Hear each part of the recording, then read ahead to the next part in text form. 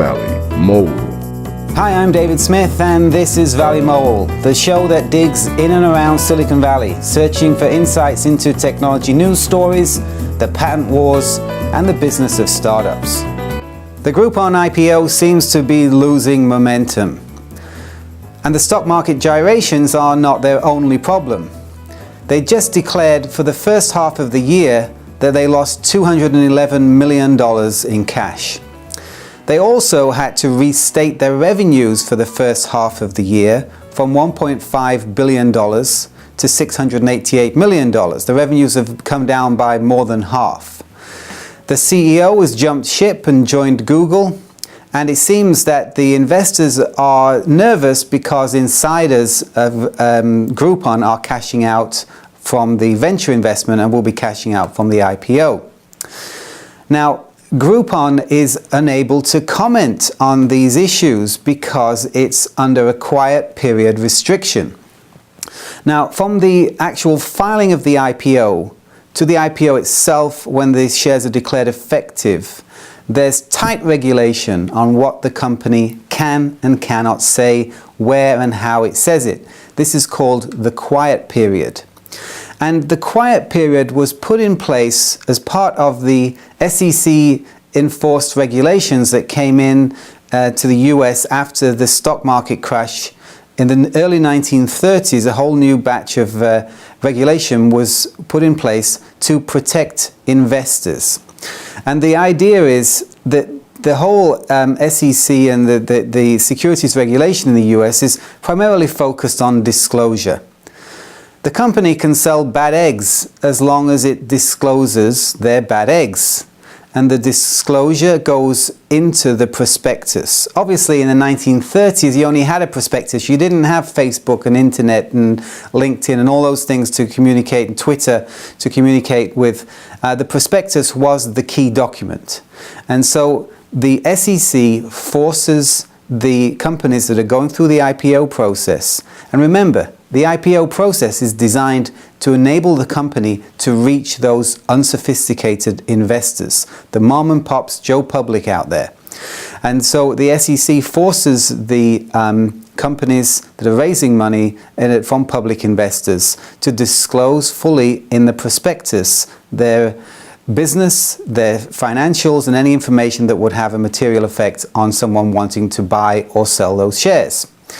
And then what the SEC wants to do is direct those potential investors to the prospectus, not to Twitter feeds and information disclosed by the executives of the company outside of the prospectus.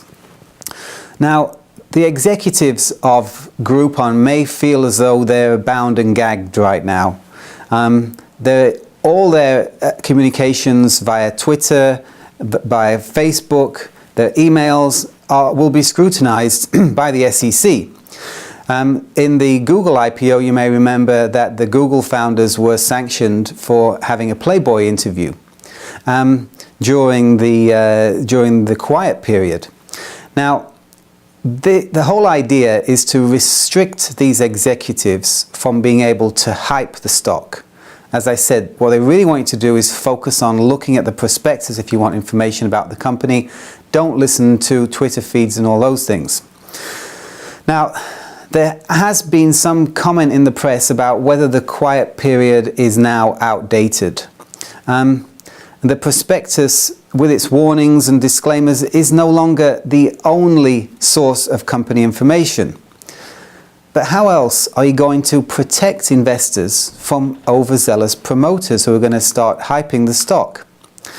I think the Groupon IPO may show that there actually is a need for the quiet period, and that the need for full accurate disclosure of financials and recast numbers in the prospectus is actually shows that the quiet period and the prospectus are still valuable, and you know, the fact that Groupon's had to restate all these things is vindication that the process is forcing them to be accurate in what they say when they're raising finance from investors.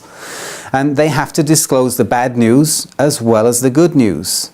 And the prospectus is still the most reliable source. Now you may say, well, you could argue that investors should know better than believing the hype. But remember, what the SEC is doing here is they're protecting unsophisticated investors. Those investors that Groupon is aiming at the IPO. If they were raising a private placement from accredited investors, sophisticated investors, that would be a different issue, and there's special rules around that.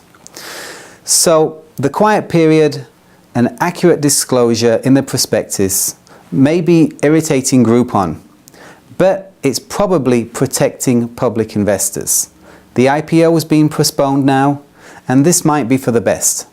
We'd like to thank the sponsors of Value Tynex, the full-service patent broker operating the world's largest technology trading exchange. Silicon Valley Business School, the unique online resource for students and teachers of entrepreneurship, high-tech law, and technology commercialization. And ValueMyPatent.com, the only place to go for rapid, realistic online patent appraisals.